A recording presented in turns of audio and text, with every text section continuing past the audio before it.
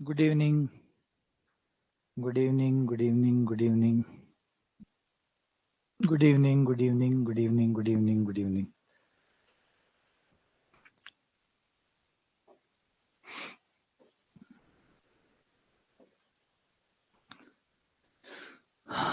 Three D UG में आपका बहुत बहुत स्वागत है।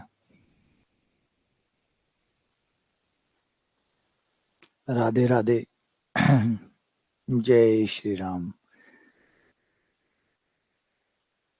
Good evening, good evening, good evening. आप सभी का बहुत बहुत स्वागत है थ्री डी की यूजी क्लासेस में। थ्री डी की हमारी सीनियर सेकेंडरी चली रही है, अब हम यूजी पढ़ेंगे, मतलब ग्रेजुएशन लेवल पे जो हमारी थ्री डी है वो हम पढ़ेंगे।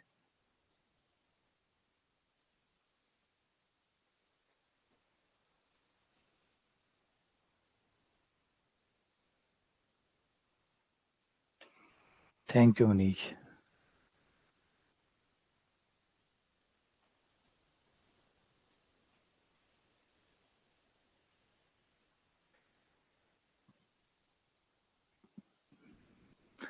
आ जाइए, बाकी लोग भी आ जाओ, ज्वाइन कर लो। शुरू करते हैं कहानी थ्री डी यूजी की।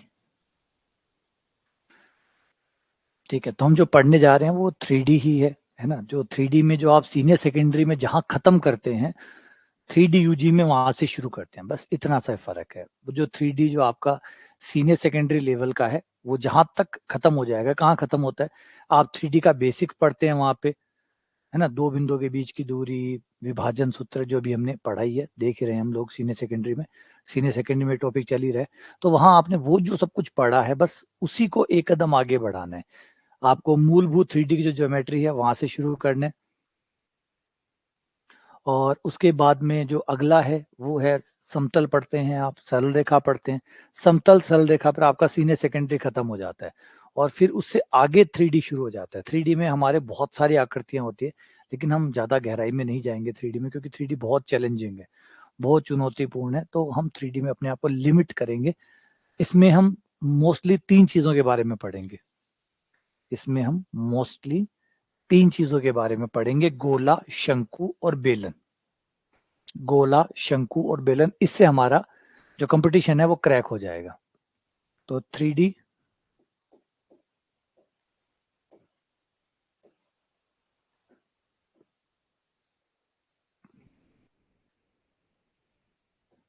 ठीक है, टॉपिक और भी हो सकते हैं और है भी शायद, लेकिन हम उन पे नहीं जाएंगे, बिना मतलब में टाइम वेस्ट होगा। क्योंकि वो टॉपिक ऐसे है, अगर आप उनको पढ़ते भी हैं तो उसकी भी कोई गारंटी नहीं है कि पेपर में आया हुआ सवाल आपसे अटेम्प्ट हो जाएगा।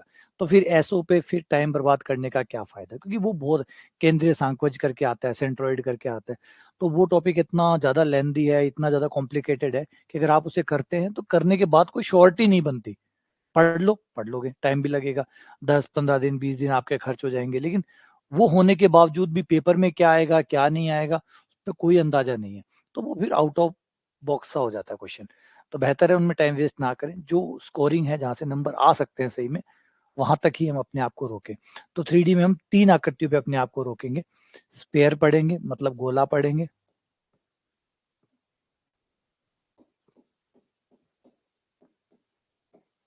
गोला। दूसरा पढ़ेंगे हम बेलन, सिलेंडर।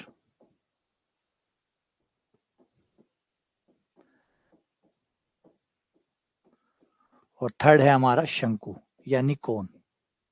इनकी इक्वेशन पढ़ेंगे।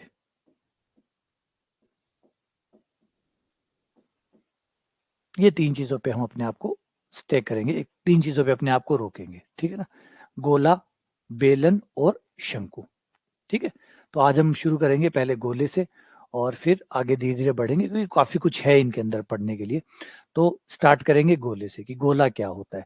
वैसे आप लोगों को, आपको जो भी पता है, जैसे हमने टू डी पढ़ी है, तो टू डी वाले पोर्शन को ही हम उठा के थ्री डी में ले आते हैं, है ना। टू डी वाला जो कुछ भी आपका टू डी में होता है, जो आप पढ़ते हैं, उसी सारे कंसेप्ट को उठा के आप तीन डायमेंशन में ले आते हैं।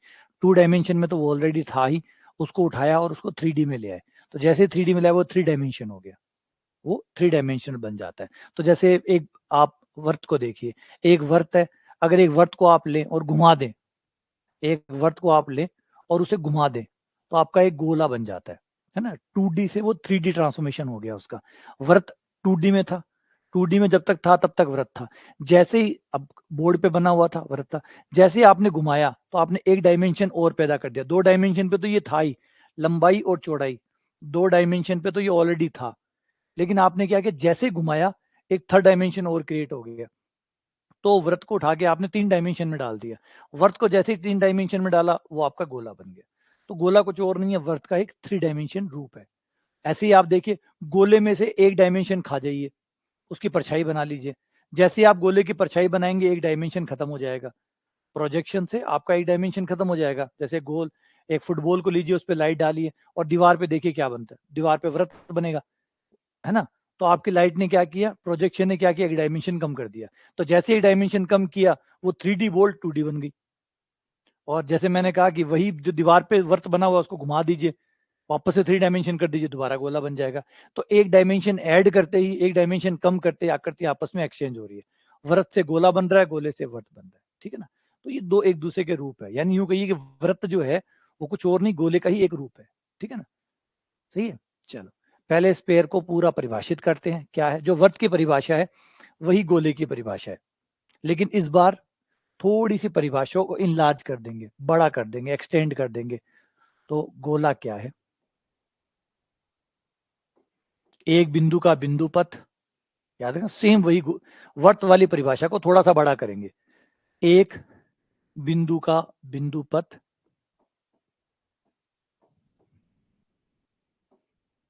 और बिंदु पथ जिसकी एक स्थिर बिंदु, जिसकी एक स्थिर बिंदु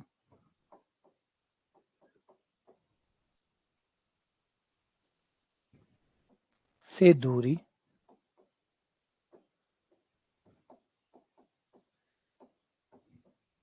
सदैव अचर रहती हो।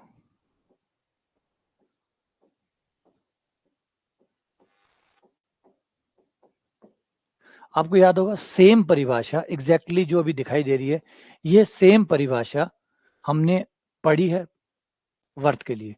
तो वर्त में और उसमें क्या फर्क है, सेम परिभाषा क्या होता है।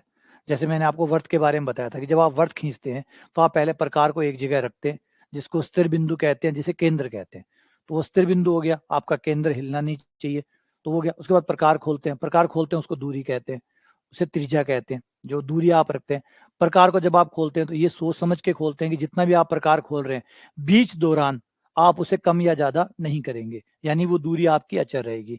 जहां पे आपने प्रकार रखा वो अचर है, आपकी जो नोक है प्रकार की वो नहीं हिलेगी, वो अचर हो गया।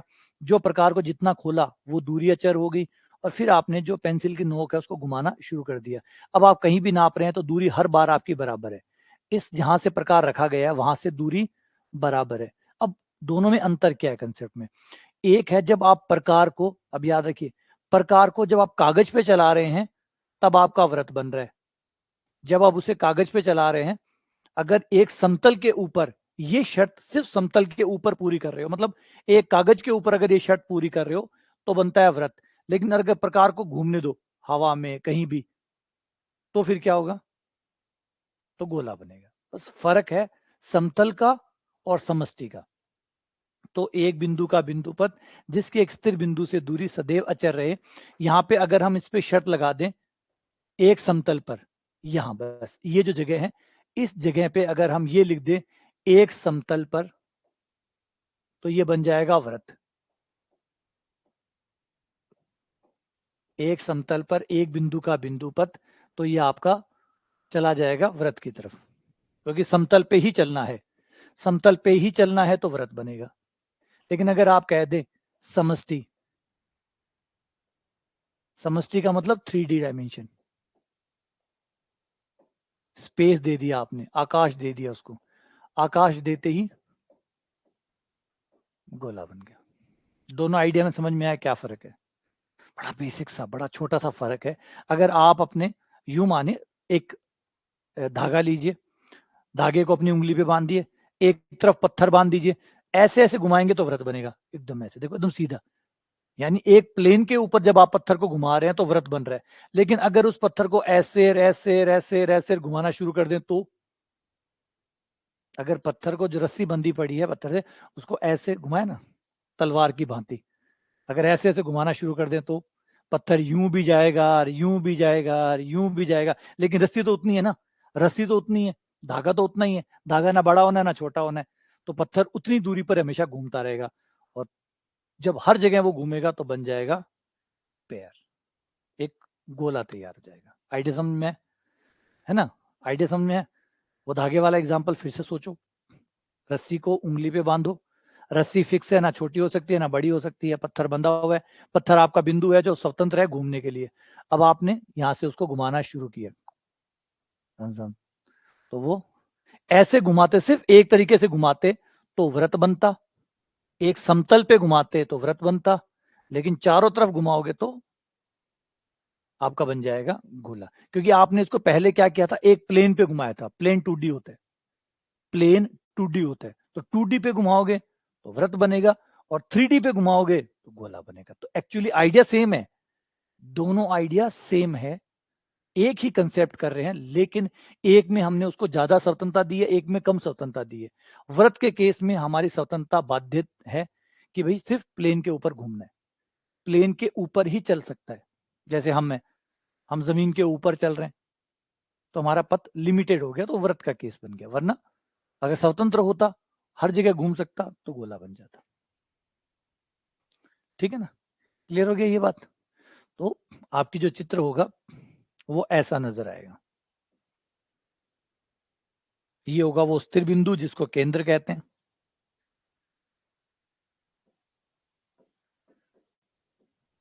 जिसको केंद्र कहते हैं, ये वो दूरी जो अचर रहती है उसको त्रिज्या कहते हैं,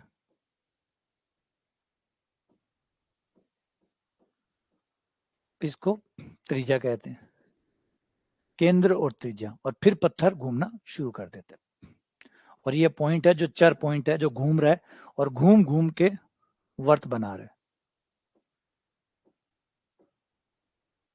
ये घूम घूम के चारों तरफ घूम रहा है और घूम घूम के पूरे गोले का निर्माण ये करेगा, यानी पूरे गोले का निर्माण ये कर रहा है, लेकिन निर्माण ये कर रहा है, शर्तें ये दे रहे हैं, इस शर्त के अंतर्गत ये एक गोले का निर्माण कर रहा है। अब बात है गोले का समीकरण क्या होगा, गोले का समीकरण, गोले का समीकरण निकालने के लिए हमें दो चीजों की जरूरत पड़ेगी, एक तो केंद्र की जो स्थिर बिंदु है, इक्वेशन ऑफ द स्फीयर,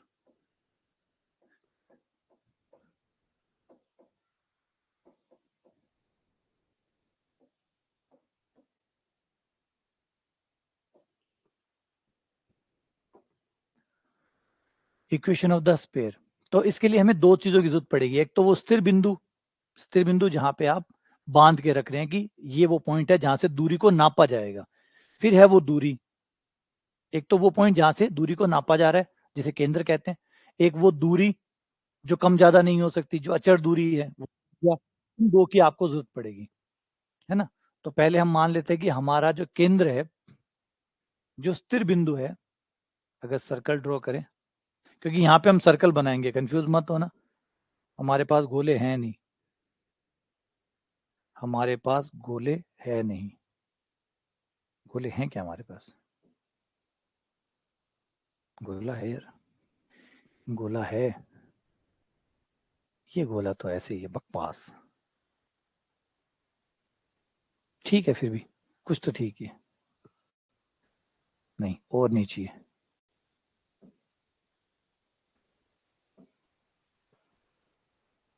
अरे बस यार इतने चाहिए, एक गोला है हमारे पास,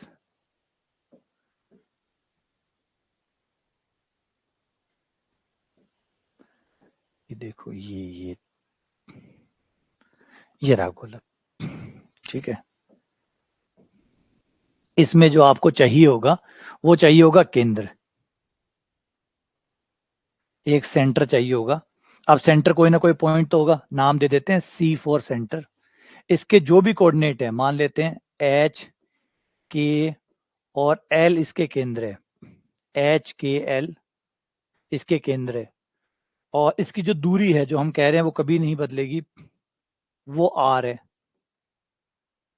जिसे रेडियस कहा जाता है, वो आर है। और वो जो घुमंतु बिंदु है जो घूम घूम के गोला बना रहा है, उसे पी पॉइंट मान लेते हैं। ये बदलता रहेगा, बदलता रहेगा, बदलता रहेगा, ठीक है।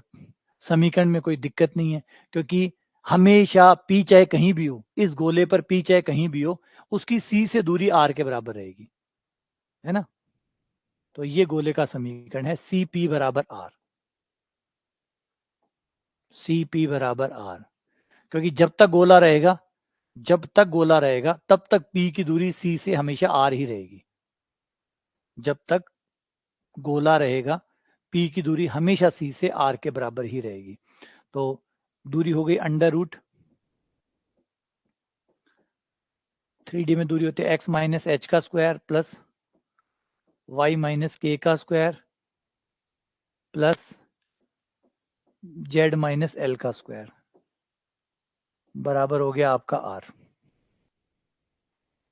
ठीक है, वर्क कर दें और खोल दें, x square plus y square plus z square, square ऐसे बंद ऐसे पड़े रहते, एक्स माइनस एच का दोनों तरफ वर्क करने पर एक्स माइनस एच का स्क्वायर, वाई माइनस के का स्क्वायर और जेड माइनस एल का स्क्वायर।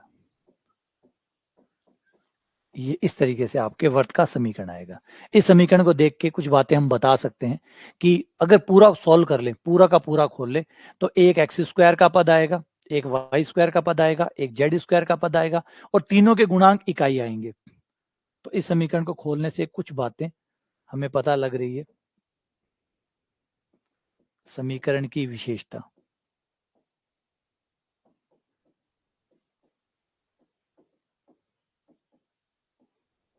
नंबर एक, एक्स स्क्वायर का पद आएगा। देखो एच के एल कुछ भी हो, ये जीरो भी हो जाए तो भी ये बात कंफर्म है कि एक्स स्क्वायर का पद पक्का आएगा, वाई स्क्वायर का पद पक्का आएगा और जेड स्क्वायर का पद पद आएगा। मतलब के जीरो हो गया या एल जीरो हो गया या एच जीरो हो गया तो ये हट जाएंगे, लेकिन एक्स हट सकता है नहीं, वाई हट सकता है नहीं, वाई और जेड ये तो रहेंगे रहेंगे ना, ये रहेंगे तो स्क्वायर होगा तो एक्स स्क्वायर आएगा, वाई स्क्वायर आएगा, जेड स्क्वायर आएगा। तो x square, y square, z square जरूर आएंगे। यानी कोई भी गोले का समीकरण ऐसा नहीं हो सकता कि उसमें x square, y square, z square में से कोई एक ना आए या कोई दो ना आए, आएंगे, तीनों आएंगे, और तीनों का गुणांक इकाई होगा।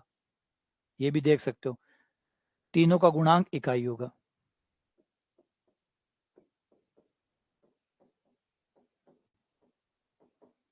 हाँ, ये बात कह सकते हो समान होगा, या बाद में दो का भाग दे के हम ठीक कर लेंगे, वो इकाई होगा। समीकरण को देखो, जो आप बता सकते हो एच के एल आर का मान चाहे कुछ भी हो, हर मान के लिए इसमें क्या खास बातें आएंगी। एक खास बात तो ये आएगी कि एक्स स्क्वायर का पद आएगा, वाई स्क्वायर का पद आएगा, जेड स्क्वायर का पद आएगा, तीनों के गुणांक बराबर आएंगे, इकाई आएगा, वन आएगा। ये बात एक हम देख सकते हैं, इस समीकरण में कभी भी एक्स गुणा वाई नहीं आएगा, एक्स गुणा वाई नहीं आएगा, वाई गुणा जेड नहीं आएगा, जेड गुणा एक्स नहीं आएगा, नहीं आ सकता ना। तो नंबर तीन बात ये पता चली कि एक्स वाई, वाई जेड और जेड एक्स के पद नहीं होंगे।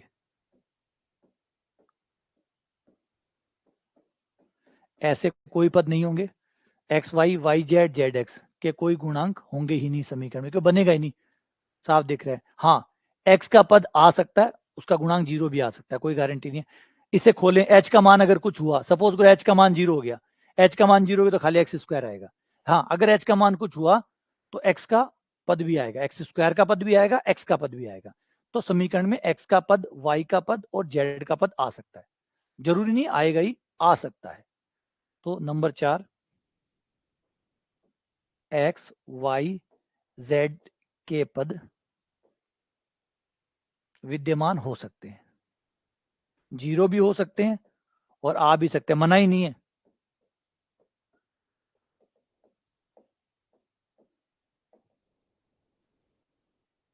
एक्स वाई जेड के पद विद्यमान हो सकते हैं, डिपेंड करता है एच के एल कितना है। अगर 0 हो गया तो, अगर मान लो ये मूल बिंदु होता, एच के एल 0 0 होते, तो खाली x square y square z square आते, ना कोई एक्स का पद आता, ना कोई वाई का पद आता, ना कोई जेड का पद आता, है ना। तो इसलिए कह रहे हो भी सकते हैं, नहीं भी हो सकते। और लास्ट बात और फाइनल बात, लास्ट एंड फाइनल, अचर पद आएगा। जब आप से खोलोगे तो अचर पद आएगा, तो अचर पद जरूर आएगा। हाँ, 0 हो सकता है, अचर पद भी विद्यमान हो सकता है, या वो 0 भी हो सकता है।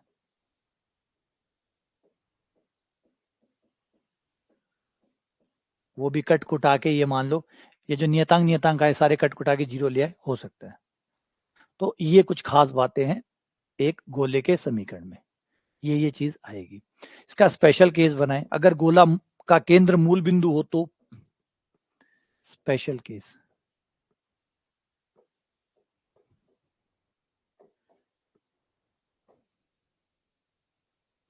गोले का केंद्र मूल बिंदु हो, जो सेंटर है वो अगर मूल बिंदु है, तो आपको एकदम सिंपल सा समीकरण दिखेगा, एच 0 हो गया, के 0 हो गया, एल 0 हो गया। अगर केंद्र जो है वो 0 0 0 पे है, तो आपके गोले का समीकरण हो जाएगा x square plus y square plus z square बराबर आर स्क्वायर। ये गोले का समीकरण होगा।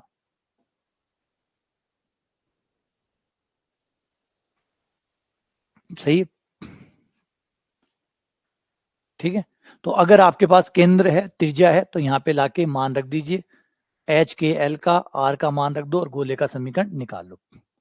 अगर आपके पास गोले का केंद्र ज्ञात है, त्रिज्या आपको दी गई है, ये दोनों चीजें दी गई है, तो यहाँ रखो और समीकरण आ जाएगा। ठीक है।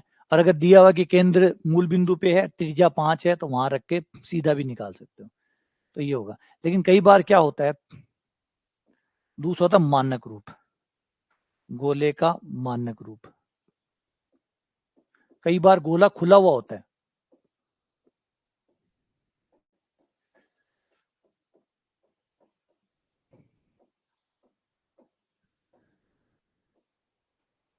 गोले का मानक रूप, standard form of the sphere.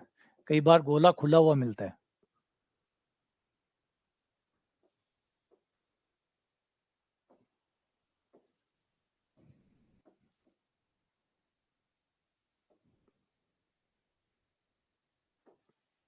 कई बार ऐसे स्क्वायर स्क्वायर स्क्वायर करके नहीं मिलता, बल्कि खुला हुआ ओपन फेस में मिलता है। ओपन में मिलेगा तो क्या मिलेगा, एक एक्स स्क्वायर का पद होगा, एक वाई स्क्वायर का होगा, एक जेड स्क्वायर का होगा, एक्स का होगा, वाई का होगा, जेड का होगा, और अचर पद होगा।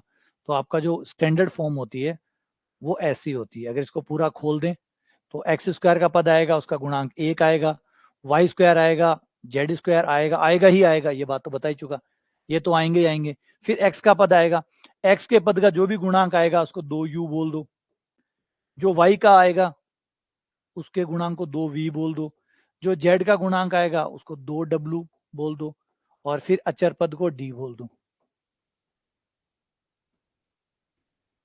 तो समीकरण आपको कुछ ऐसा, खुला हुआ समीकरण, गोले का खुला हुआ समीकरण।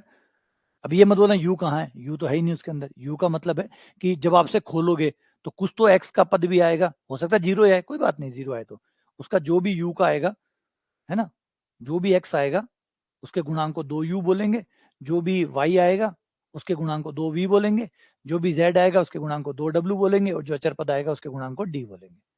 तो इस तरीके से ये हो गया। अब अगर समीकरण खुला हुआ है, देखो बंद है, तो आप आराम से केंद्र और त्रिज्या पता कर सकते हैं। अगर समीकरण बंद है तो एच के एल ये केंद्र हो गए, ये त्रिज्या हो गए। लेकिन अगर खुला हुआ समीकरण आपको देके जाए, तो अगर ओपन बॉक्स डिलीवरी देके जाए तो क्या करोगे, है ना। अब आजकल नया सिस्टम, जैसे ई कॉमर्स वाली कंपनियां जो होती है वो ओपन बॉक्स डिलीवरी देती है। ओपन बॉक्स का मतलब होता है कि बॉक्स जो होता है वो ओपन कर देते हैं आपके सामने ही। मतलब जो डिलीवरी लेके आता है डिलीवरी बॉय, वो आपके सामने बॉक्स को खोल के दिखाता है, चेक कर लो, देख लो सारा सामान इसमें है या नहीं है। तो खासकर महंगे सामान के लिए, कि जो महंगा सामान है, जब मान लो कोई मोबाइल आपने मंगाया, तो उसको वो खोल के ओपन डिलीवरी वहीं पे खोल देता है सारे कोई, है ना, वो सरप्राइज वरप्राइज सारा वहीं पे मिट्टी कर देता है।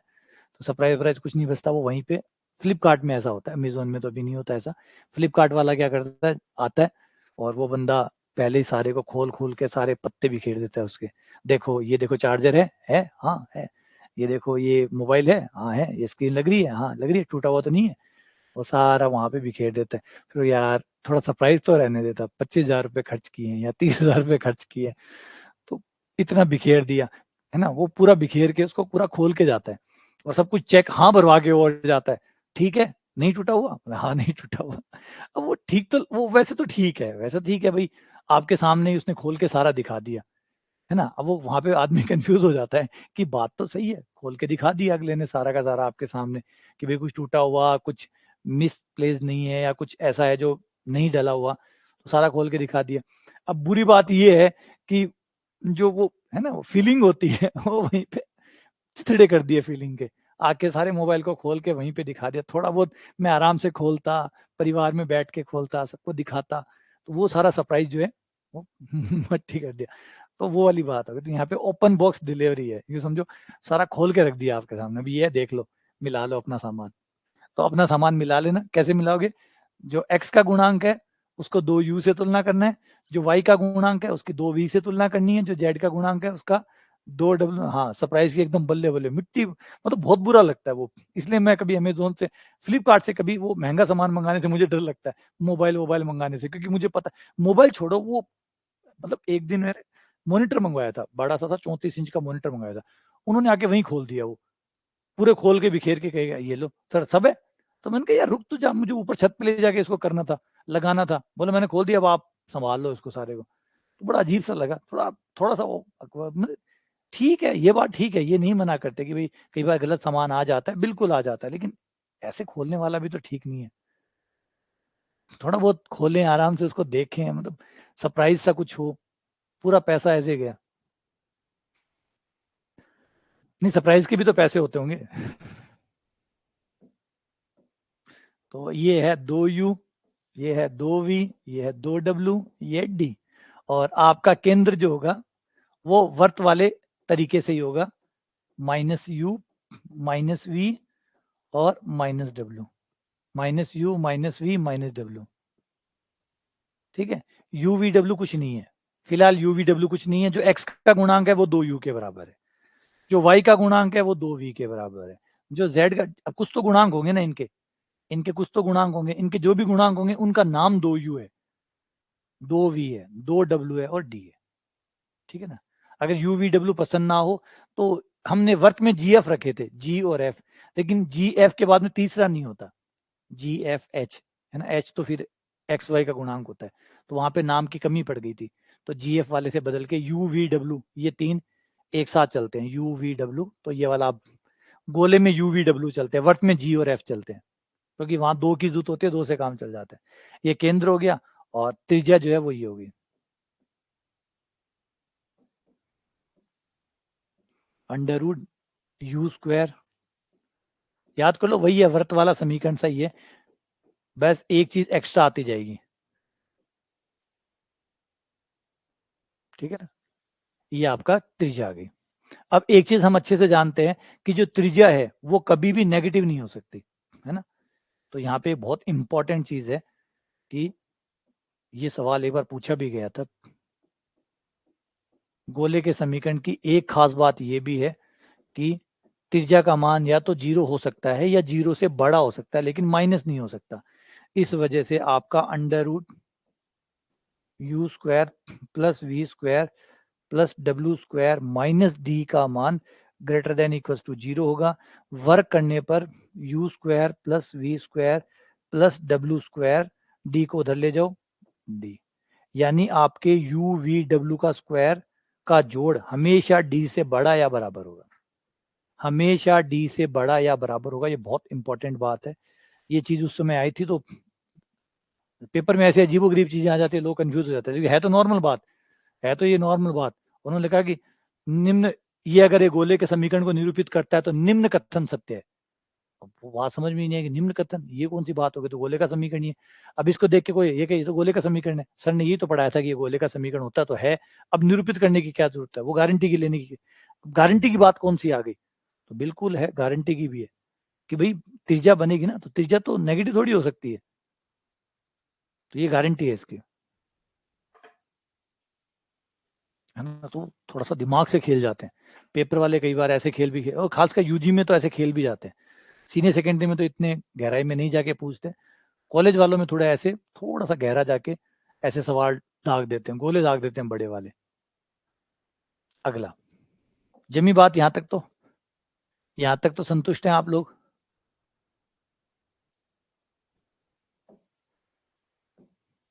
ठीक है, आगे आते हैं व्रत। व्रत यानी सर्कल। 3D में सर्कल का क्या मतलब होता है फिर? सर्कल का क्या मतलब होता है? सर्कल इस केस में एक गोला आपके पास है और एक समतल आपके पास है। एक गोले का समतल से प्रतिच्छेद, गोला और समतल का परिच्छेद, मतलब ब्लेड ले लो और काट दो, इनका परिच्छेद ही व्रत है। इनका परिच्छेद ही व्रत है। परिच्छेद मतलब ब्लेड लो, ऐसे खच, ऐसे काट दो, जैसे काटोगे, काटने के बाद में आपको उस पर एक व्रत नजर आएगा, है ना। एक व्रत नजर आएगा अगर आपने उसको ब्लेड से कट कर दिया तो, है ना। एक सॉलिड को लो,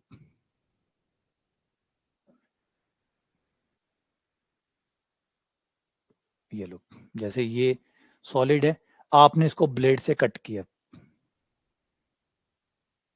ये ब्लेड ले लो खतरनाक वाली,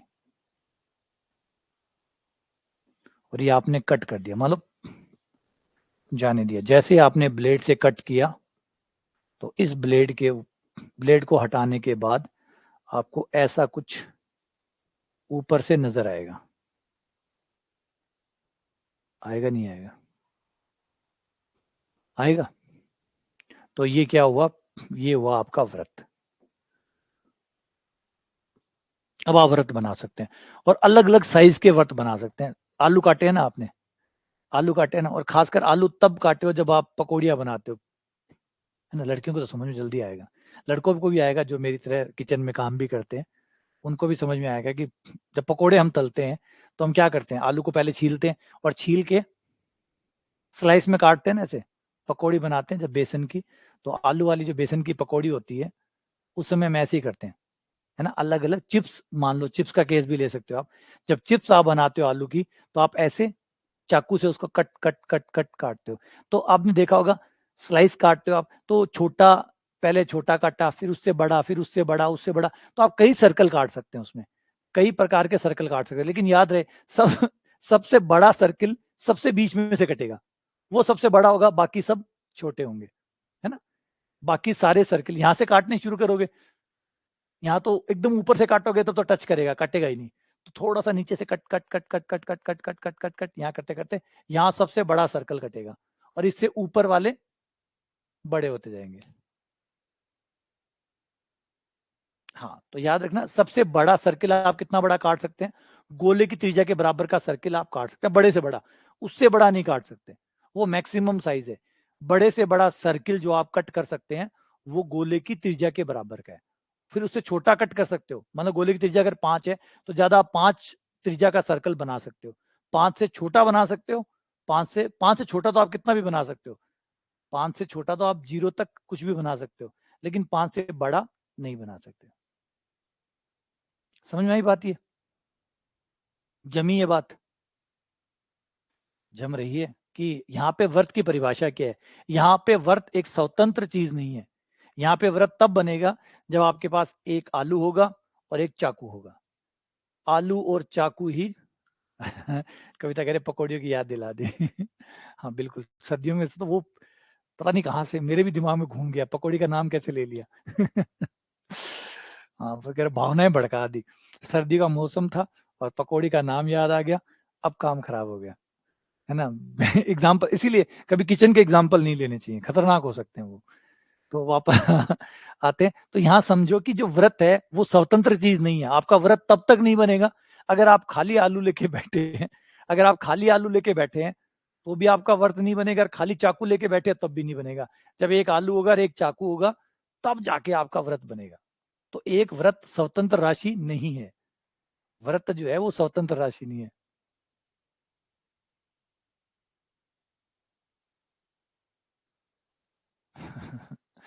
तो समझो बात को, आप एक चीज से नहीं बना सकते, आप एक चीज से नहीं बना सकते। खाली सर्कल जब भी आपको बनाना होगा आपको दो चीजों से बनाना होगा।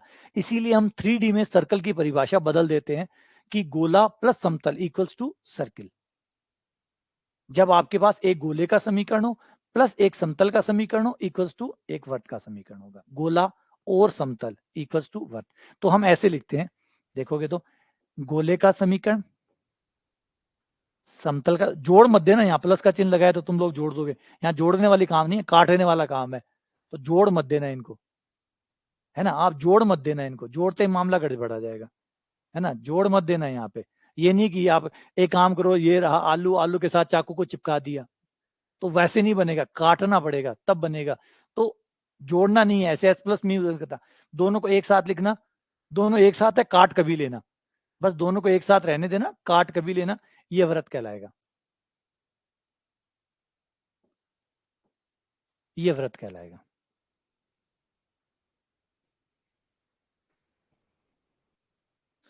हाँ वो पकड़ ही घूमेगी, सही है। तो ये बात समझ में आ रही है ना। समझो अभी जैसे किसी ने शायद एग्जांपल दिया, उसने कहा एस प्लस पी कर देंगे, एस प्लस लैम्डा पी कर देंगे, ना ना ना, ऐसा नहीं होगा। जब तक आप कट नहीं करेंगे तब तक व्रत नहीं बनेगा। तो इसलिए इन दोनों को जोड़ने से कोई फायदा नहीं होगा। जोड़ने का मतलब समझते हैं, आपने दोनों को चिपका दिया, चिपकाने से थोड़ी व्रत बनता है, काटने से बनेगा। तो इसलिए चिपकाना मत के एस प्लस लैम्डा पी कर दो। अगर आप गोले में पी को मिक्स कर दोगे, चिपका दोगे, तो गोला गोला ही रह जाएगा, वो चेंज नहीं होगा। तो इसको दोनों को एक साथ लिख रहे हो, इसका मतलब है कि कभी भी काट लेंगे व्रत बन जाएगा, ठीक है ना। अब क्वेश्चन ये बनता है कि व्रत जो बनेगा, क्योंकि हम अलग अलग साइज के व्रत काटेंगे, ये समतल तो इतने हैं नहीं ना, ये समतल तो एक ही है, कोई भी एक होगा। तो कैसे पता चले कि कोई समतल कितनी त्रिज्या का व्रत काट रहा है। कोई दिया गया समतल, अगर हमें गोले का समीकरण दिया गया, एक समतल का समीकरण दिया गया, तो हमें पता कैसे चले कि ये जो समतल है इस गोले पर कितनी त्रिज्या का व्रत काटेगा। व्रत की त्रिज्या क्या होगी, क्वेश्चन है व्रत की त्रिज्या क्या होगी। व्रत की त्रिज्या,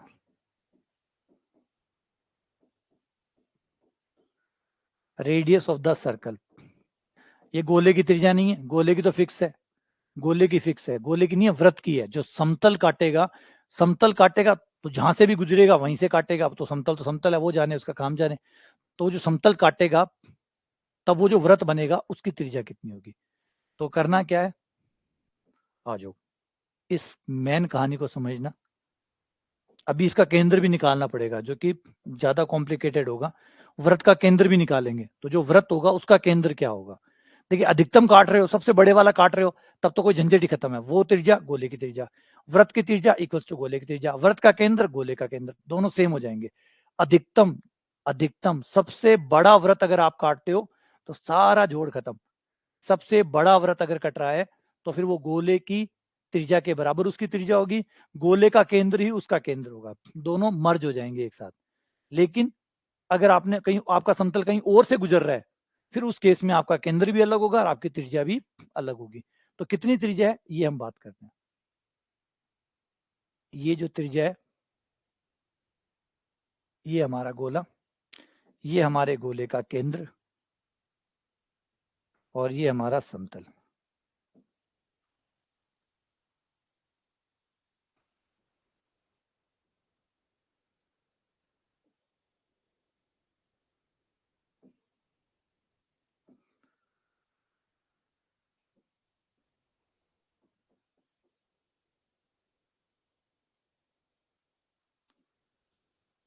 ये लो, ये व्रत। अब इसका केंद्र कहाँ होगा, अभी तो हम केंद्र के साथ माथापच्ची नहीं करेंगे, इस बार सिर्फ त्रिज्या के साथ करेंगे। त्रिज्या को संभाल ले, फिर केंद्र को संभालेंगे। तो गोले के केंद्र से हम समतल पे लंब डालेंगे, और लंब डालना आता है हमें, और वो सीधा व्रत के केंद्र पे जाके टिकेगा। ये रहा आपका हथेली पर व्रत, केंद्र से सीधा लंब डाला, सीधा लंब डाला, वो सीधा वृत्त के केंद्र पे जाएगा। हो गया। वैसे तो वो समतल है, समतल के ऊपर लंब हो गया। ये लंब दूरी P हो गई, ये लंब दूरी P हो गई। यहां से इसको मिला दिया जाए, यहां से इसको मिला दिया जाए, ये गोले की त्रिज्या होगी कैपिटल R, ये गोले की त्रिज्या कैपिटल R, ये लंब था इसलिए ये वृत्त की त्रिज्या स्मॉल r, ये 90 डिग्री का कोण, ये 90 डिग्री का कोण, और तीनों पे पाइथागोरस प्रमेय काम करेगी। जो पाइथागोरस प्रमेय है वो तीनों पे काम कर जाएगी। तो r square plus p square, r square plus p square बराबर कैपिटल आर स्क्वायर, या स्मॉल आर बराबर अंडर रूट गोले की त्रिज्या माइनस गोले के केंद्र से डाला गया लंब। तो ये आपको करना है और त्रिज्या बाहर आ जाएगी। गोले का केंद्र हमें पता ही है, गोले का केंद्र होता है माइनस का u माइनस का v और माइनस का w। और समतल का समीकरण अगर ये है ax plus b y plus c z plus d बराबर 0, अगर ये समतल का समीकरण है तो डाला गया लंब p बराबर होता है, लंब दूरी हमने पढ़ा था 2D के अंदर, 2D के अंदर जो 2D हमने कंप्लीट किया उसमें पढ़ा था कि किसी बिंदु से रेखा पे डाला गया लंब कैसे निकलता है, उस बिंदु को ले जाके उस समीकरण के अंदर रख दो, समीकरण के अंदर रख दो। तो x की जगह माइनस यू रख दिया, y की जगह माइनस वी रख दिया, सी डब्ल्यू की माइनस की z की जगह माइनस डब्ल्यू रख दिया, और प्लस डी बटा x के गुणांक का वर्ग प्लस y के गुणांक का वर्ग प्लस z के गुणांक का वर्ग। ये लो, ये आपका p आ गया। वो वैसे ही है, देखो ज्यादा चीजें चेंज नहीं होती। 2D से 3D पे जब आप आते हो तो बस रेखा है वो समतल बन जाती है, वृत्त है वो गोला बन जाता है, हल्का हल्का सा डिफरेंस जो है वो चेंज होता है, बाकी मोटा मोटी वैसा सही चलता है। तो ये चीज याद करो, अगर हम इस z वाले पद को हटा दें तो ये क्या था, किसी बिंदु की रेखा से दूरी थी, या किसी बिंदु की रेखा से लंबिक दूरी थी, वही बात अब है।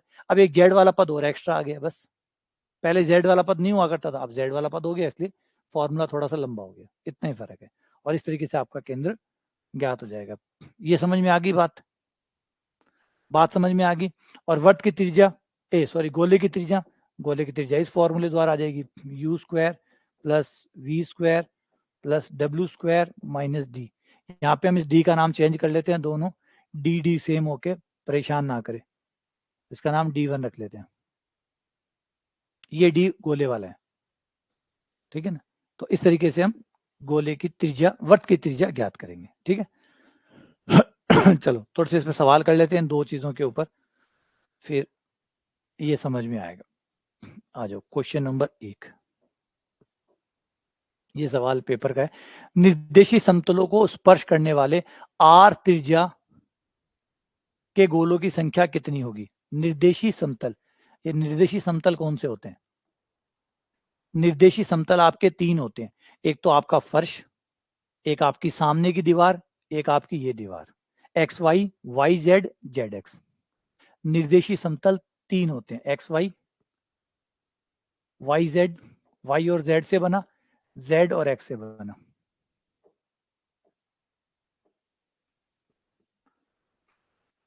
अब इन तीनों को टच करें, x Y Y Z Z x, तीनों तलों को टच करने वाले, तीनों को टच करें, ऐसे कितने गोले खींचे जा सकते हैं।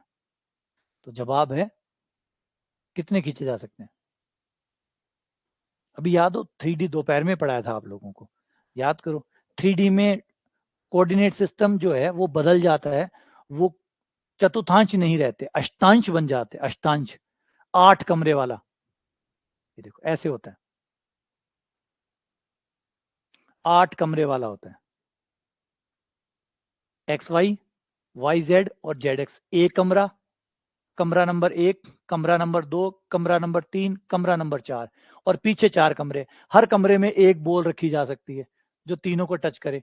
तो एक बॉल इस कमरे में, तो आगे वाले 4 कमरों में 4 बॉल, पीछे वाले 4 कमरों में 4 बॉल, तो टोटल कितनी बॉल रखी जा सकती है, 6, 6 बॉल, 6 बॉल कैसे, 8 कमरे 6 बॉल रखी जा सकती है, कैसे, एक कमरे में एक बॉल रख दो जो तीनों दीवारों को टच करे, एक कमरे में एक बॉल रख दो, जैसे इस कमरे में एक बॉल रखेंगे। अभी इसे छोड़ दो, ये समझ लो कि 2D है और आपको वृत्त रखने हैं, आपको वृत्त बनाने हैं जो दोनों दीवारों को टच करे, मतलब एक्स एक्स और वाई एक्स को टच करे। अगर वृत्त के हिसाब से बात करें, 2D के हिसाब से बात करें, तो 4 वृत्त खींच सकते हैं। एक,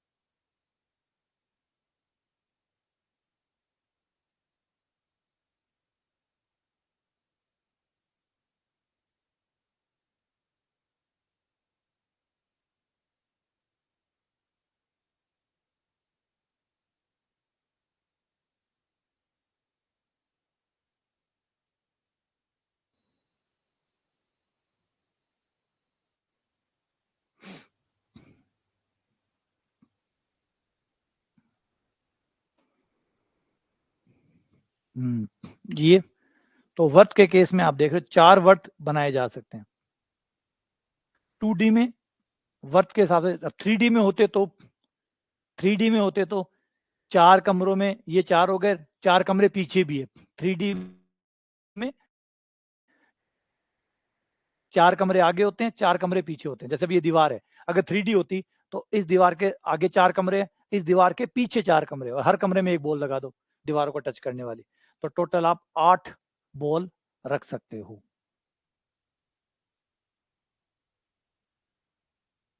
8 बॉल रखी जा सकती है, ठीक है। अगला क्वेश्चन, इस गोले का केंद्र ज्ञात करो। इस गोले का केंद्र क्या होगा?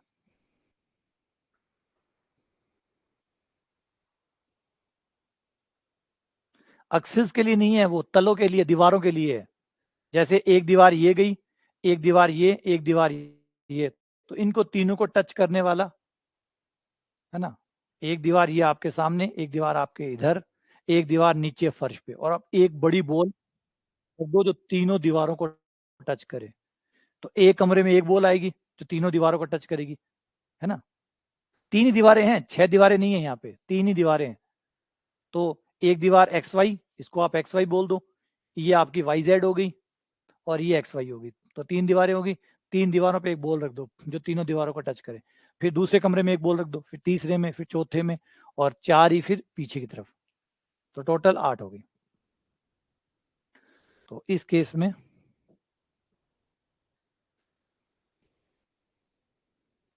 तुलना करो, 2u = 2, u = 1, 2v = 2, v = 1।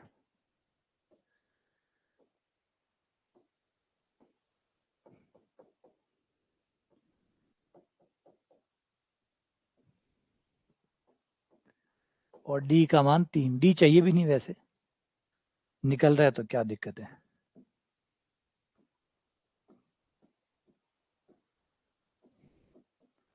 -u - v और -w, तो u का मान ये हो गया -1, -1 और +1, -1 -1 +1, तो ये आपका हो गया, है ना। हाँ, डी मत करो यार, नेहा डी कहाँ से हो गया? ये UVW नहीं होता केंद्र, केंद्र होता है -u - v - w। UVD निकालने के बाद फिर माइनस करना पड़ता है, तब जाके केंद्र आता है, ठीक है ना। हाँ, साइन चेंज करना भूल गई। अगला क्वेश्चन, गोले की त्रिज्या क्या होगी? इस गोले की त्रिज्या कितनी होगी? उसकी रेडियस उसकी रेडियस नहीं पूछी थी, रेडियस इसकी पूछी है। इसकी त्रिज्या क्या होगी?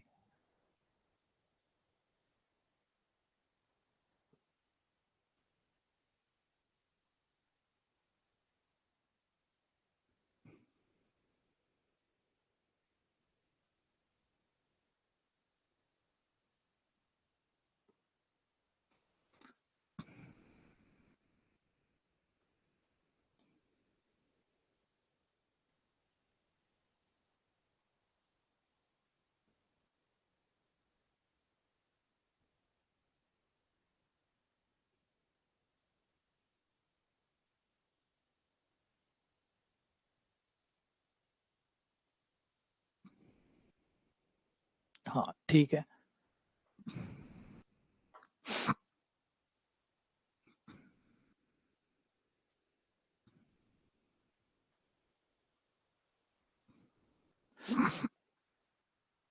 ऐसे इतना अंतर कैसे?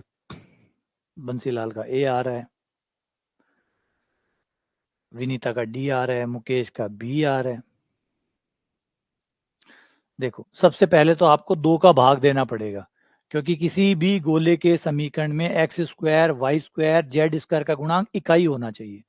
X square y square z square के तीनों के गुणांक इकाई होने चाहिए। अगर इकाई नहीं है तो फिर वो गोले का समीकरण ही नहीं है। तुलना कैसे कर लिया आपने? तुलना कैसे कर ली? जिससे आप तुलना कर रहे हैं उसे देखो पहले। जिस समीकरण से आप तुलना कर रहे हैं उस समीकरण में x square y square z square का गुणांक है कितना? ये देखो, ये रहा। जिस समीकरण से आप तुलना कर रहे हैं वहां देखो, एक्स स्क्वायर का गुणांक कितना है? 1। वाई स्क्वायर कितना है? 1। जेड स्क्वायर का कितना है? 1। तो पहले x square y square z square का गुणांक 1 होना चाहिए। नहीं है तो बनाओ। तो बनाने के लिए क्या करना पड़ेगा? 2 का भाग लगेगा। 2 का भाग देने पर x square y square z square minus x plus 2 Y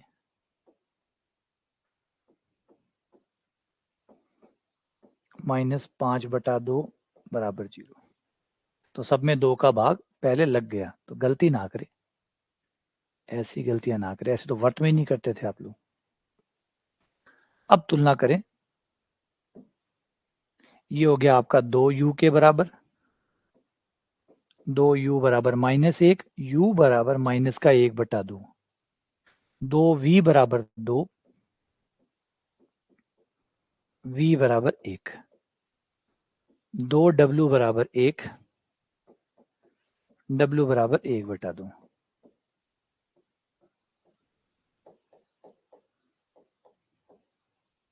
d बराबर -5/2। अब त्रिज्या निकाल लो। r बराबर, ये कैपिटल R बोलेंगे गोले की त्रिज्या को।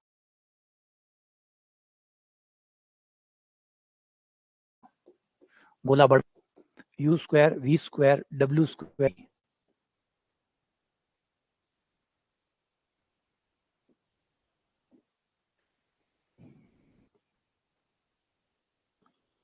तो -1/2 का स्क्वायर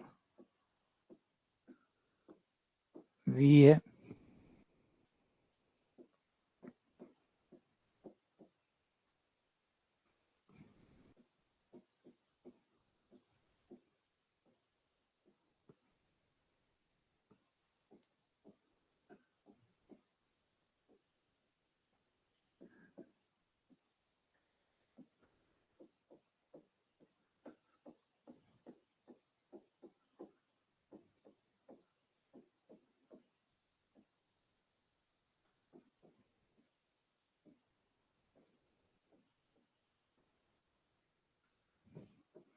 एक प्लस 4 प्लस 1 प्लस 10, ये 16/4 यानी 4, और √4 यानी 2।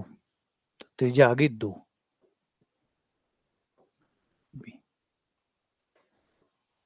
वॉइस नहीं आ रही, देखना। क्या आवाज नहीं आ रही क्या मेरी? चेक करना, आवाज नहीं आ रही क्या? चेक करना, आवाज नहीं आ रही क्या? आ रही है, ठीक है। अगला सवाल, क्वेश्चन नंबर 4। इस वर्त की त्रिज्या ज्ञात करो। इस वर्त की त्रिज्या करो। अब देखो, गौर करो, गौर करो। वर्त, इसको वर्त कहा है, जबकि देखो तो क्या है, ये है आपका गोला, ये है आपका समतल। तो गोला और समतल जब दोनों साथ में होते हैं, एक गोला और एक समतल जब साथ में होते हैं तो उसको वर्त कहते हैं। ना कटवाना है ना कुछ करना है, बस दोनों को साथ में लिखो। जब इन दो को साथ में लिखोगे, मैंने कहा ना काटना कभी भी कर सकते हो, बस ये दोनों साथ में रखो, इसका मतलब ये वर्त है ना? इसका मतलब ये वर्त है। तो 3D में वर्त की परिभाषा को समझिएगा, समीकरण के तौर पे समझिएगा कि वर्त का कोई अलग समीकरण नहीं है, वर्त का कोई अलग समीकरण नहीं है 3D में। 3D में वृत्त का मतलब गोला और समतल, गोला समतल मतलब वर्त। समझ रहे हो बातों को? परिभाषा समझो बात को। 3D में था, वर्त का खुद का एक समीकरण था, यहाँ वर्त का खुद का समीकरण नहीं है, यहाँ वर्त उधार है किराए के मकान में रहता है। यहाँ व्रत जो है वो किराए के मकान में, वहां गांव में इसका घर था, जब ये 2D में रहता था तब इसका खुद का घर था गांव में, लेकिन अब शहर में आ गया, अब किराए के मकान में रहता है, अब इसका कोई खुद का घर नहीं है। याद रखना, कहीं थोड़ी देर बाद में, घंटे 2 घंटे बाद जब कोई क्लास हो, आप हो सर वर्त का समीकरण, तो यहाँ वर्त का कोई समीकरण नहीं होता, यहाँ वर्त उधारी की जिंदगी जीता है।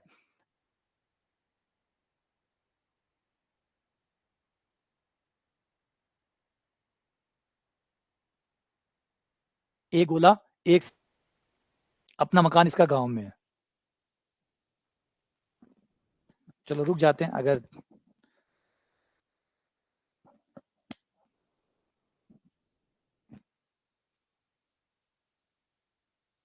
देखो बोलता रहूंगा आप तक आवाज नहीं पहुंचेगी।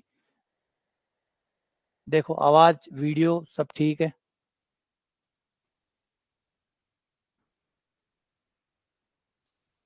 मेरे साइड से हो रहा है क्या? हो सकता है अगर आप सबको आ रही है दिक्कत तो मेरी साइड से है, फिर पिन ब्लर हो रही है। रुको रुको रुको,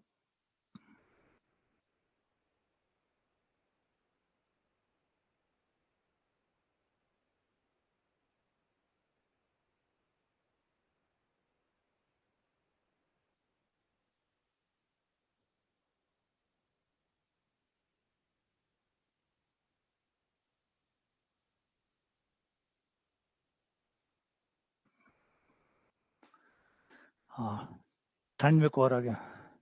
ठीक है, अब देखो एक बार, पहले देखो कोई दिक्कत आ रही है क्या अभी?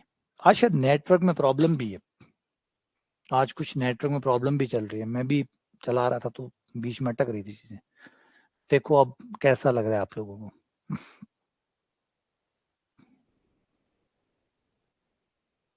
वीडियो ब्लर आ रहा है?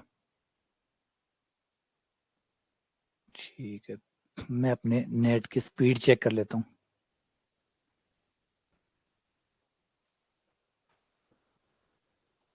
कुछ तो गड़बड़ है भाई, बिल्कुल सही कह रहे हो आप।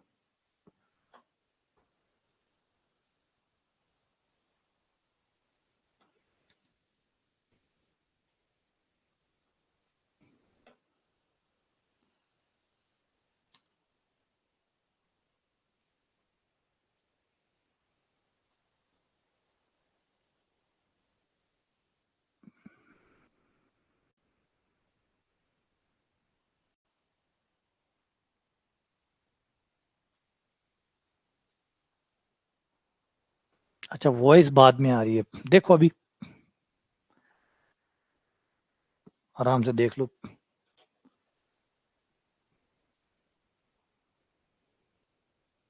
ठीक है, क्लियर है बात? ठीक है। अच्छा जो मैं कह रहा था पहले उस पर गौर करो, मैं आपको कह रहा था कि यहाँ पे आप, हाँ अगर कोई प्रॉब्लम है तो बता देना। यहाँ पे आप लोग एक बात याद रखिएगा कि वृत्त का अपना समीकरण 3D में नहीं होता, 3D में वर्त का कोई समीकरण नहीं होता। 3D में वर्त जो है वो गोले और समतल के एक साथ समीकरण को ही वर्त का समीकरण कहा जाता है। यहाँ पे आपको वर्त का अलग से कोई समीकरण नहीं मिलेगा, जैसे 2D में था, 2D में आपके पास वर्त का अपना एक समीकरण था, 2D में वर्त का खुद का समीकरण हुआ करता था, लेकिन 3D में ऐसा नहीं होता है। 3D में वर्त का कोई समीकरण नहीं होता, 3D में आप गोला प्लस समतल, प्लस का मतलब यहाँ प्लस नहीं, मतलब गोला और समतल दोनों एक साथ लिख दो, वही वृत्त है। गोला समतल मतलब वर्त, है ना? समझ रहे हैं? समझ रहे हो ना? मतलब 2D में जब तक वर्त था, मतलब अपने गांव में जब रहता था तो इसका खुद का घर हुआ करता था, लेकिन जब से ये शहर में आ गया है तो ये किराए पे रहता है। अब इसका खुद का मकान नहीं है, बंदा किराया भरता है और रहता है। ठीक है ना?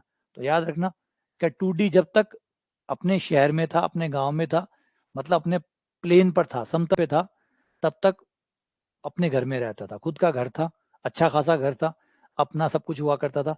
अब तो सब कुछ मांग के चल रहा है काम इसका, त्रिज्या भी इसको अलग से निकालनी पड़ती है, केंद्र भी अलग से निकालना पड़ता है ना? तो याद रखना ये बात, कहीं मांग मत लेना एक दिन 2 दिन बाद में कहो सर वर्त का समीकरण कहाँ है, तो मांग मत लेना भाई, कोई समीकरण नहीं है, किराए के मकान पे रहता है, ठीक है ना।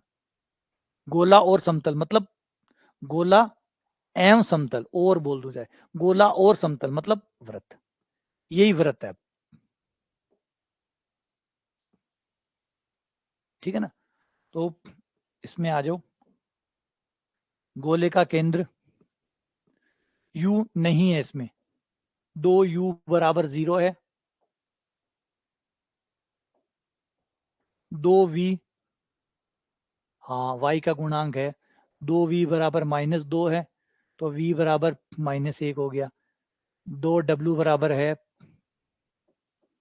-4 हो गया, W बराबर -2 हो गया। इसको इधर लाओ, है ना, ये भ्रम पैदा करने के लिए इधर लिखा हुआ है, तो इसको इधर लाएंगे तो -11 हो जाएगा, हो गया। अब केंद्र निकाल लो, केंद्र होता है माइनस का U और -U -V -W,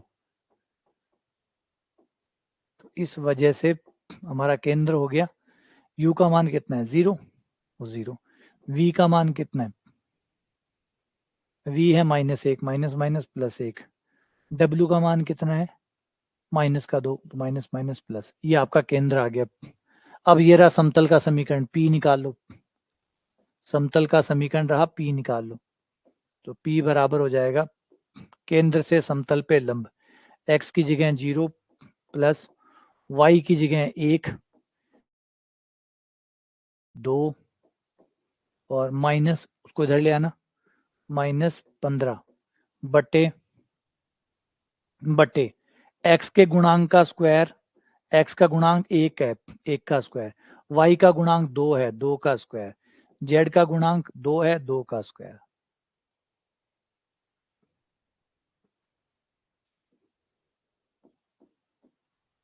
दो दो चार, 4 और 2 6 हो गया, 6 गया तो ये 9 आ गया, माइनस प्लस हो जाएगा क्योंकि मोड ऐसा ही करता है, 4 4 8 और एक 9 9 का 3 हो गया, P बराबर 3 आ गया, P 3 हो गया।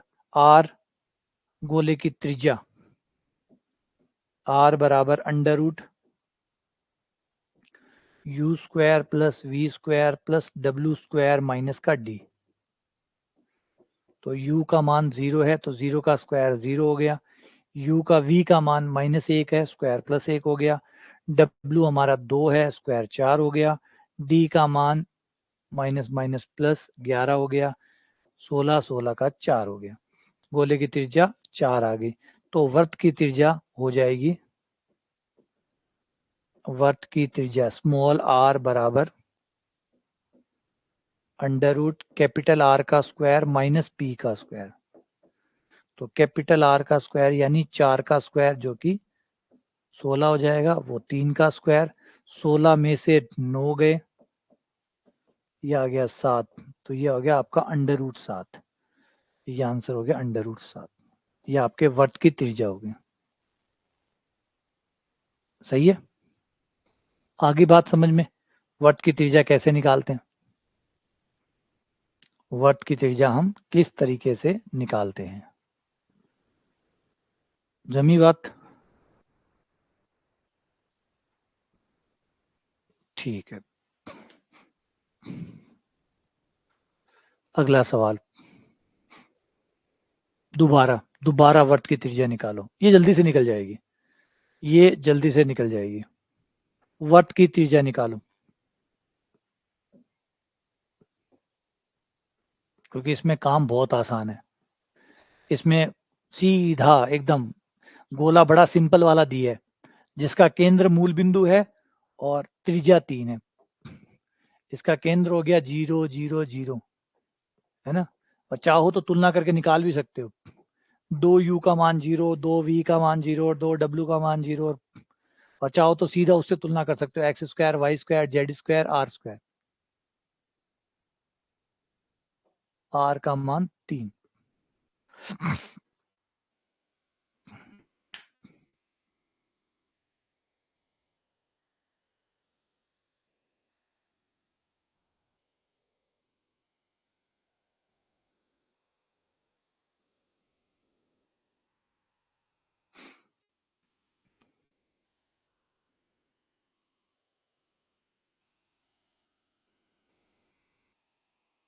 ठीक है, अब इस पे लंब डाल दो और P निकाल लो, और R आपके गोले की त्रिज्या कैपिटल R आपके पास है ही।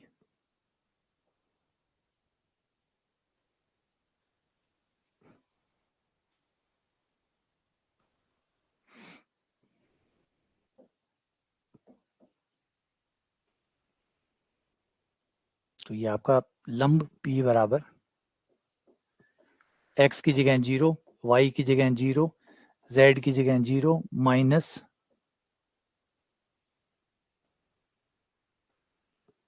x का गुणांक 1, 1 का स्क्वायर, y का गुणांक 1, 1 का स्क्वायर, z का गुणांक 1, 1 का स्क्वायर।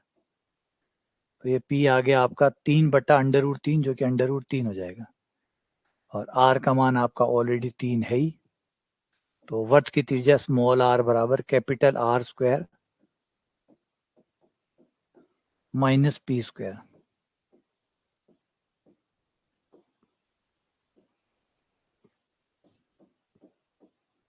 √6।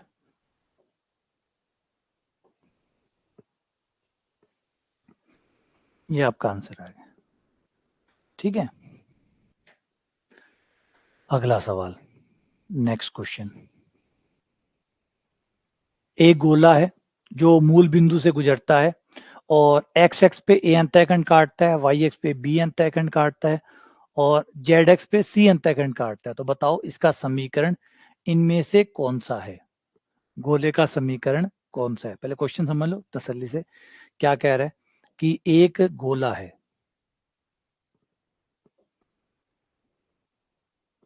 जो एक्स एक्स, वाई एक्स और जेड एक्स को काटता है और मूल बिंदु से भी गुजरता है।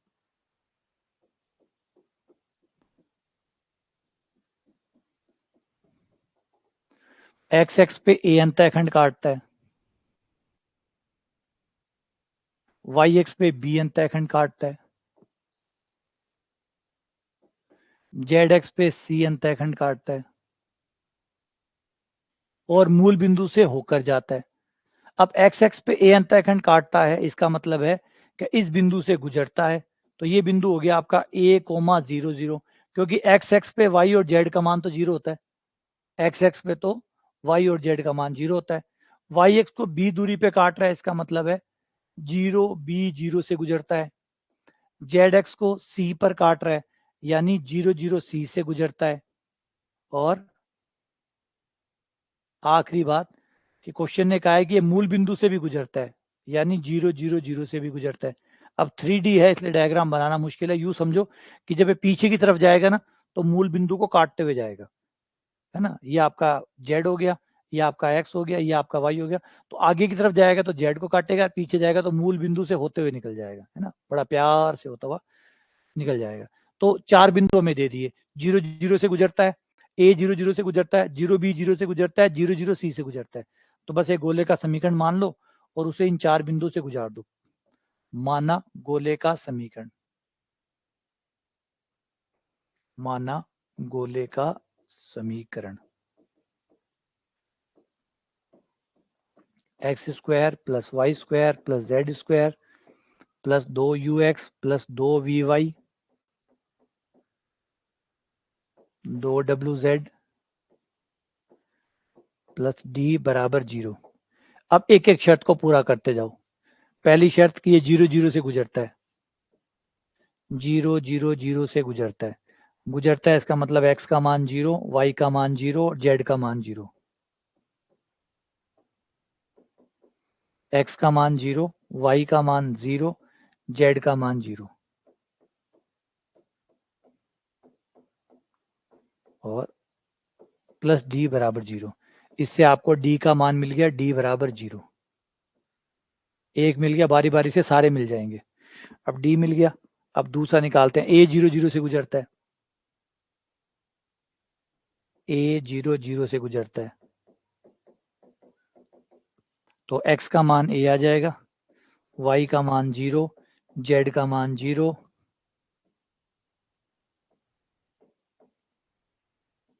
0 0 प्लस d बराबर 0। d का मान 0 है, d का मान 0 रख दो। 2au बराबर -a स्क्वायर, ये उधर जाके u बराबर आ जाएगा माइनस का a बटा 2। अब इसी प्रकार हम देख सकते हैं कि जब 0b 0 से गुजारेंगे तो v का मान आ जाएगा, है ना।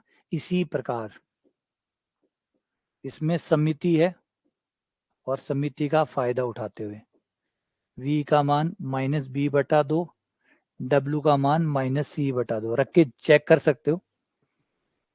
ये आपके मान आ गए। अब u का, v का और w का मान सारे हैं, इसमें रख दो। u का मान माइनस ए बाई 2, v का मान माइनस बी बाई 2, w का मान माइनस सी बाई 2, 2 2 2 2 कट जाएंगे और समीकरण आ जाएगा x square plus y square plus z square minus a x minus b y और माइनस सी जेड और डी का मान 0 है। ये आ गया और इस हिसाब से हमारा समीकरण बनता है डी। ये लो, अब ठीक है, समझ में आया ये समझ में आया कैसे हुआ, कैसे ये हो गया।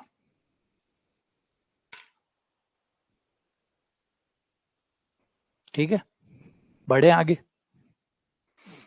नेक्स्ट, इस गोले की त्रिज्या ज्ञात करो। ये आ चुका क्या? नहीं, नहीं आया। इस गोले की त्रिज्या ज्ञात करो। इस गोले की त्रिज्या, वृत्त नहीं है ये, गोले की त्रिज्या ज्ञात करो।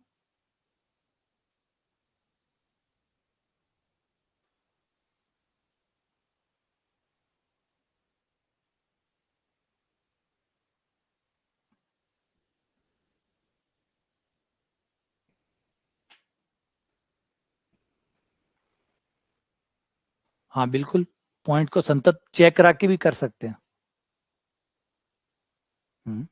बिल्कुल कर सकते हैं, उस तरीके से भी किया जा सकता है कि वो जो बिंदु दिए गए हैं, चारों बिंदु रख के देख लो कौन सा ऑप्शन जो है वो चारों को संतुष्ट करता है।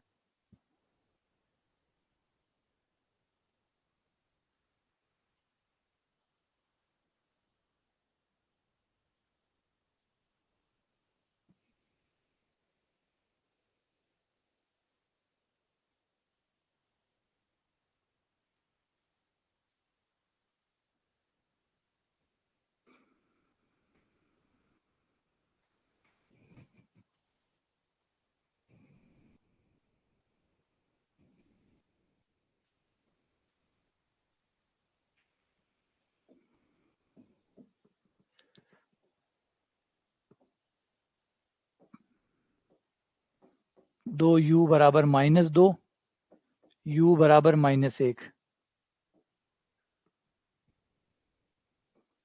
2v बराबर 4, v बराबर 2, 2w बराबर -6, w बराबर -3 और d बराबर 7। u का मान -1, v का मान 2, w का मान -3, d का मान 7। तो गोले की त्रिज्या हो गई r बराबर u square plus v square plus w square minus D.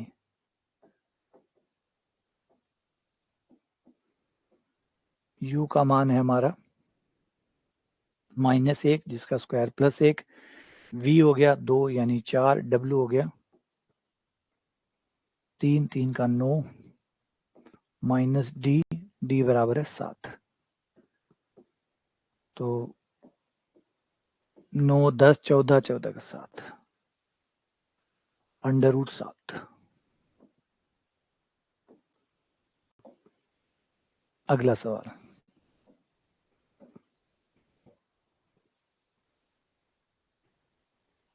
नहीं, ये तो स्पर्श, ये तो नहीं पढ़ा अभी। ठीक है, ये कर लो, ये हो जाएगा।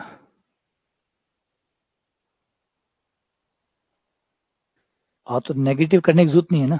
किस क्वेश्चन में नहीं किया? कौन से क्वेश्चन में नहीं किया? नेगेटिव तो जब केंद्र चाहिए होता है तब करते हैं ना, जब केंद्र नहीं चाहिए होता तो क्या फर्क पड़ता है। जब केंद्र चाहिए होता है तो minus u minus v minus डब्ल्यू करते हैं, जब केंद्र नहीं चाहिए होता तो फर्क नहीं पड़ता। अब इस क्वेश्चन को आप ऑप्शन से ट्राई कर सकते हैं, इस क्वेश्चन को आप ऑप्शन से ट्राई कर सकते हैं। ये कह रहा है, इसको आप ऑप्शन से ट्राई कर सकते हैं, ऐसे गोले का समीकरण जो 1 0 0 0 1 0 0 0 1 से गुजरता हो और जिसका केंद्र इस समतल के ऊपर स्थित हो, जिसका केंद्र इस समतल पे स्थित हो। तो आप ऑप्शन से ट्राई कर सकते हो। देखो 1 0 0 से कौन गुजरता है, पहले तो 1 0 से ट्राई करो।